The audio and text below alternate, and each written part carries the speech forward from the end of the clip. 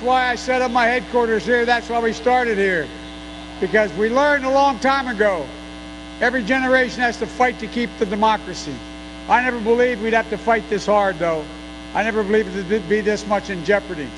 We launched our campaign over on the Oval back in May 9, 2019. But you know, what I said then, we've been through a lot since then. What I said then is even more true today. I said what we need is a president who's willing to lead, who will insist on dramatic change for our children's sake. The single most important thing we have to do is accomplish these things. In order to get them done, we have to defeat Donald Trump. Folks,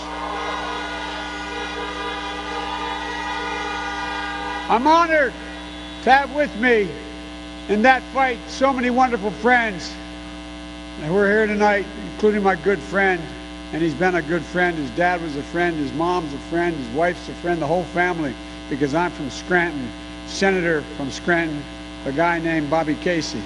He's a great friend. And I want to thank Congresswoman Scanlon. Let's send her back to the House on Tuesday. And to Vice Chair Street, the Pennsylvania Dems, City Council President Clark. And look, we've had so many of you for the energy you've poured into this election.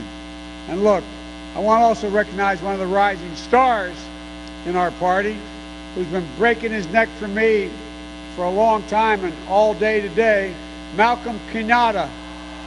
Kenyatta, you've been so honored to have your support throughout this campaign. And I also want to thank Philly Freeway for being here and performing. I know he's heartbroken. He's heartbroken tonight with the loss of his son. I know the pain of burying his son. And he does too now, unfortunately. And it means the world to me. He chose to be here because he thinks this election is that important. But I tell you what, you got to find purpose, because when you lose a child, you know, voting is the only way we can make the world better for our children, folks. And Doc Rivers, Jill and I grew up 76ers fan. Welcome to Philly, Doc. And let's bring it home on the court and in this campaign. I've been quoting Doc Rivers, a quote he made after the shooting of Jacob Blake on the campaign trail. He asked us to imagine what it takes for a black person to love his America as much as he does, and they do. And how it is the deep love for this country that so far for too long has never fully been recognized by the rest of the country. But I think the act, you know, there's two ways. I was with Barack yesterday, Florida. There's two ways people get inspired. They get inspired by inspiring leaders who do great things like Barack, and they get inspired by really bad leaders. I'm not being facetious. And they see the bad side. We need American leadership that seeks to de-escalate tensions, to open the lines of communication, and to bring us together, to heal, to hope. As president, that's precisely what I will try to do. Philadelphia, 2 more days. 2 more days. In 2 days, we can put an end to a presidency that has divided this nation.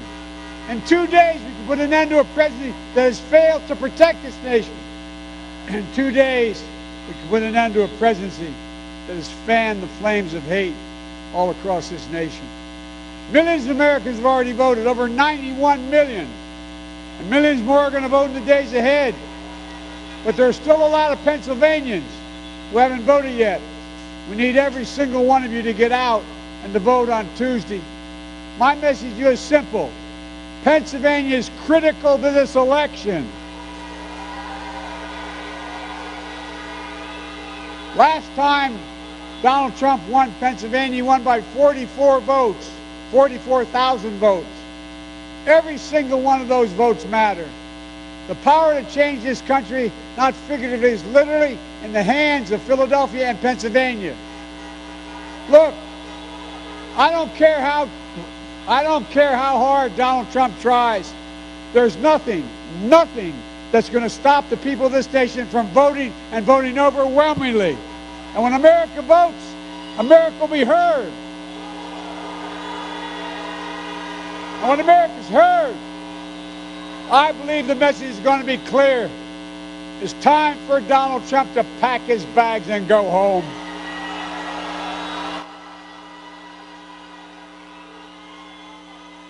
We're done with the chaos, with the tweets, with the anger, the hate, the failure, the irresponsibility. We've got a lot of work to do. And if I'm elected your president, we're going to do it. We're going to act. We're going to act to get COVID under control. On day one of my presidency, I'll put in action the plan I've been talking about for months. Masking, social distancing, testing, tracing. A plan for the full and fair and free distribution of therapeutics and vaccine when we get one. Imagine where we'd be if this president just wore a mask instead of mocked it from the beginning.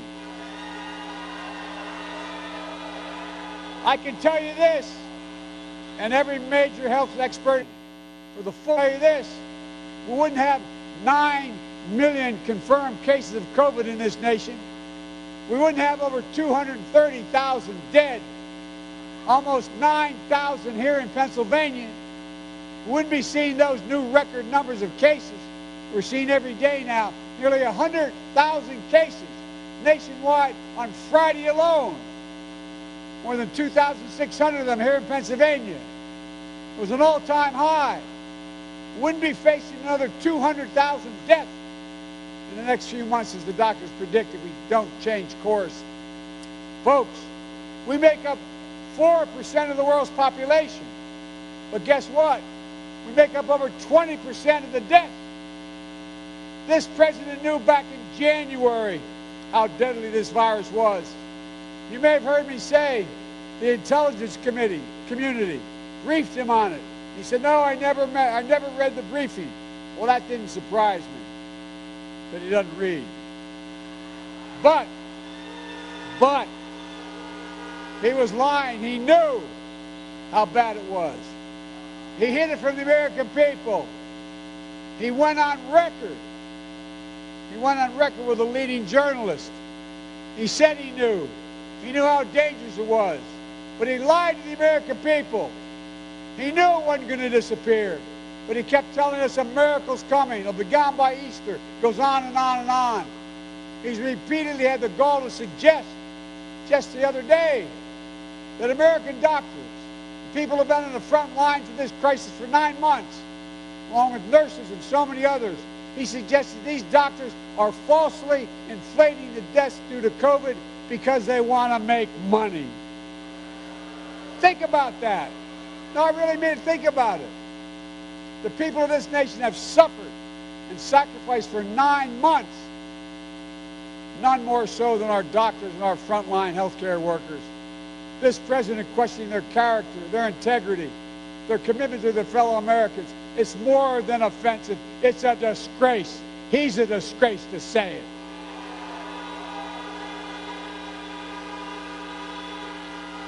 Especially coming from a president who's waved the white flag of surrender on the virus. His chief of staff last week said, we're going to do nothing about the virus. It's here. Our frontline healthcare workers have given all their best to this virus. Everything to beat it. Many of them died. But we have a president who's given up. I'll never give up, nor will America give up. We'll never wave the flag of surrender. We're going to beat this virus. We're going to get it under control. But the truth is, this is not hyperbole, the truth is, to beat the virus, we first got to beat Donald Trump. He's the virus. Think about it. This guy, Trump, keeps telling us what a great job and all the jobs he's created as president, what a great president he is. Well, did you know that Obama and I created more jobs in the last 3 years of our administration than the president did in his first 3 years of his, before the pandemic? And how about this? Did you know Donald Trump is going to be the first president in 90 years who's going to finish his 4 years in office with fewer jobs under his leadership than when he started the presidency? First one in 90 years. That's a lot of presidents. That's a lot of crises. But only Trump is going to have fewer jobs at the end of his presidency than when he started. You see, I understand something Donald Trump doesn't. Wall Street did not build this country. You did. The working people of America built this country. The middle class built it. And unions built the middle class. Folks,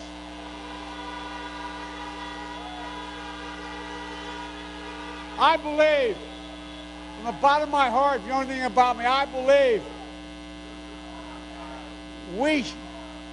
we should be rewarding work, not wealth in this country.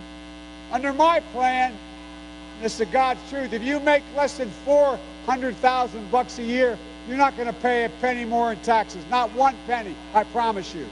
But the wealthiest and the biggest corporations, 91 of the Fortune 500 who pay zero tax, federal income tax, they're going to start to pay their fair share.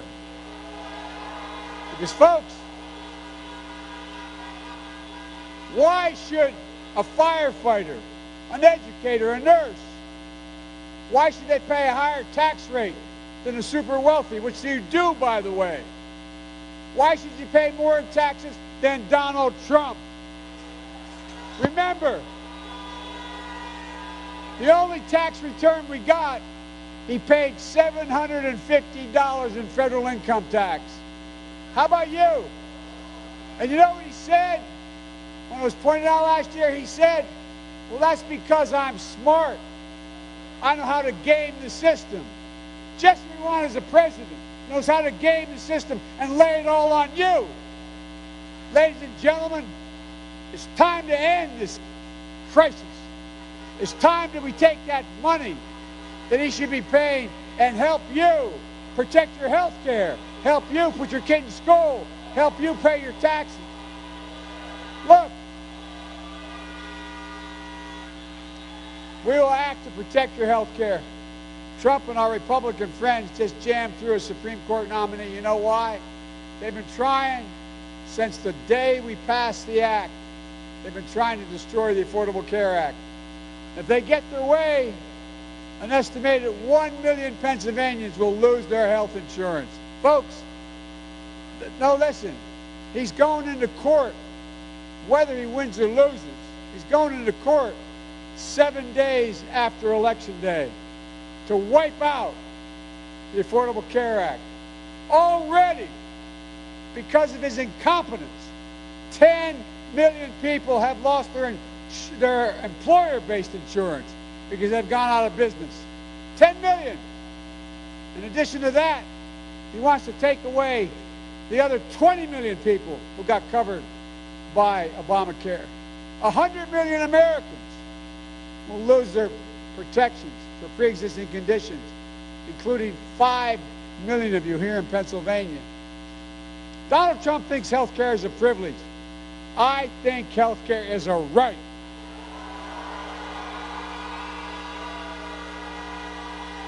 Folks, I'll not only restore Obamacare, I'll build on it so we can keep your private insurance if you choose to, or choose a Medicare-like option. We'll increase subsidies to lower your premiums, deductibles, out-of-pocket spending, reduce prescription drug prices by 60%. You say, Joe, how are you going to do that? By making sure he and the multimillionaires start paying their taxes so you don't have to spend as much. And by the way,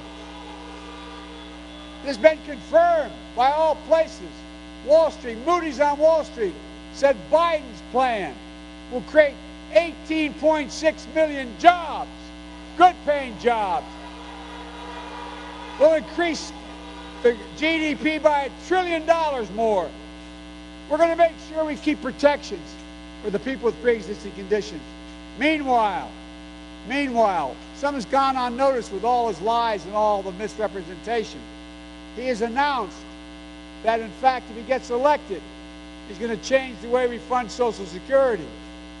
The actuary of Social Security, full-time at the Social Security Administration, says if Donald Trump's plan, were he to be reelected, gets put in place, it will bankrupt Social Security by 2023. It's a guy with a lot of heart, isn't he? It's the guy. Tell that to your parents and grandparents. Look, folks, you have my word. I'll protect Social Security, Medicare, and Medicaid, and make sure your health care is covered. But folks, look, he's done a lot of really stupid, mean things. But I think there's nothing worse that he's said or done than the way he's spoken about those of you who served in uniform. Guess what, man? He talks about you being losers and suckers. My son, Beau Biden, who was the Attorney General of the state of Delaware, gave up that job to volunteer to go to Iraq for a year, won the Bronze Star, the Conspicuous Service Medal in Iraq. He was not a loser. He was not a sucker. He was a patriot.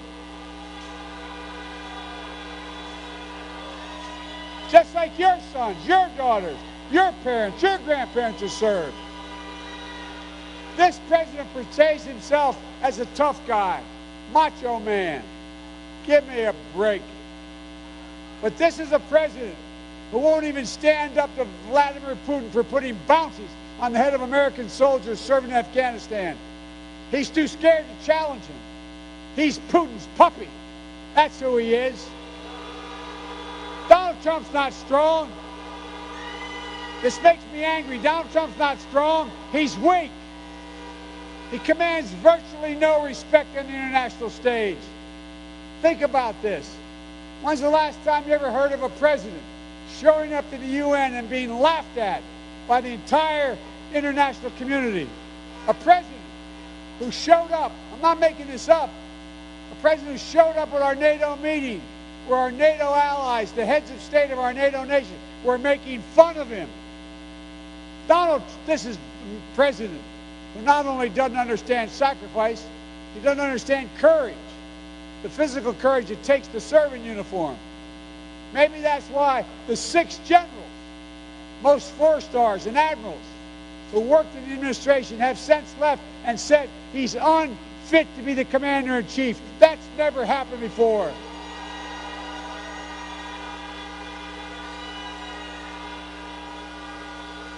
And that's why the former Joint Special Operations Commander, General Stanley McChrystal, former Commander of Special Operations in the SEALs, who oversaw bin Laden's raid, Admiral Bill McCraven, along with 22 other 4-stars, endorsed me, saying they support me and they trust me as their commander-in-chief.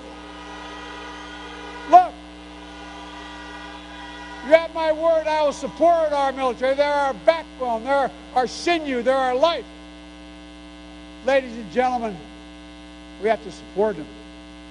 And look, and we have to vote. We have to vote to meet this climate crisis.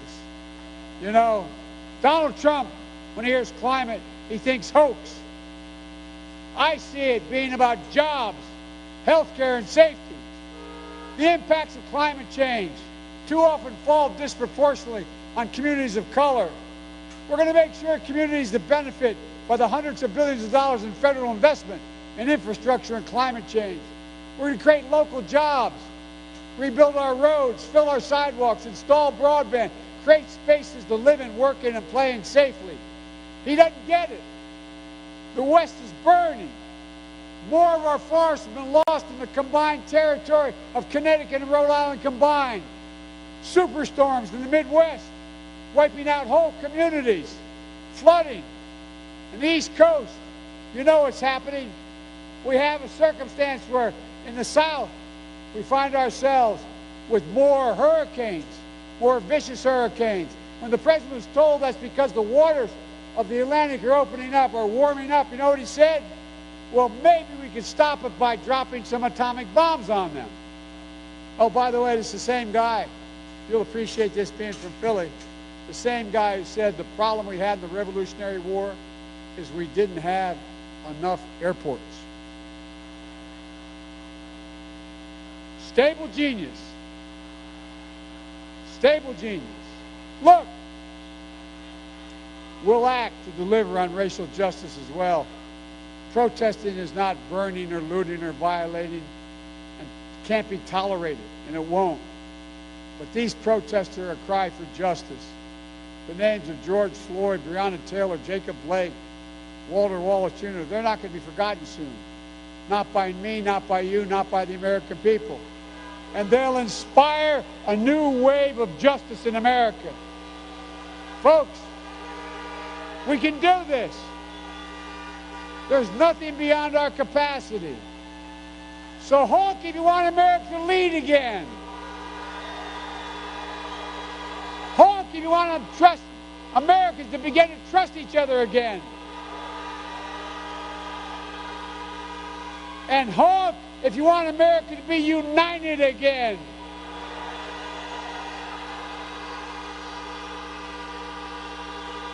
Folks, we can't afford 4 more years of Donald Trump. I believe this country has to come together. When I announced, not far from here, my candidacy, I said I was doing it for 3 reasons. One, to restore the soul, decency in the White House, the soul of America. I said I was running to rebuild the backbone of America, hard-working, middle-class folks, and bring everybody along this time. And I said I was running to unite America. People said, Joe, you used to be able to do that, but it can't be done anymore. Well, if it can't be done anymore, we're in trouble. I'm running as a proud Democrat, but I'll govern as an American president. I'll work as hard for those who don't support me as those who do. That's the job of a president. A duty to care for everyone. No red states, no blue states, the United States. So please vote. If you have an absentee ballot, get it to a drop box as soon as you can. Or if you can, vote on Election Day. Make a plan. Go to iwillvote.com/PA. Folks, I'll never forget what John Kennedy said. My colleagues in the Senate used to kid me because I remind them of it. Why he's going to the moon? He said, because this is America. And in America, we refuse to postpone opportunities. Well, I refuse to postpone the incredible opportunities available in America. There's nothing beyond our capacity. There's no limit to America's future. The only thing that can tear America apart is America itself. And that's exactly what Donald Trump has been trying to do from the beginning.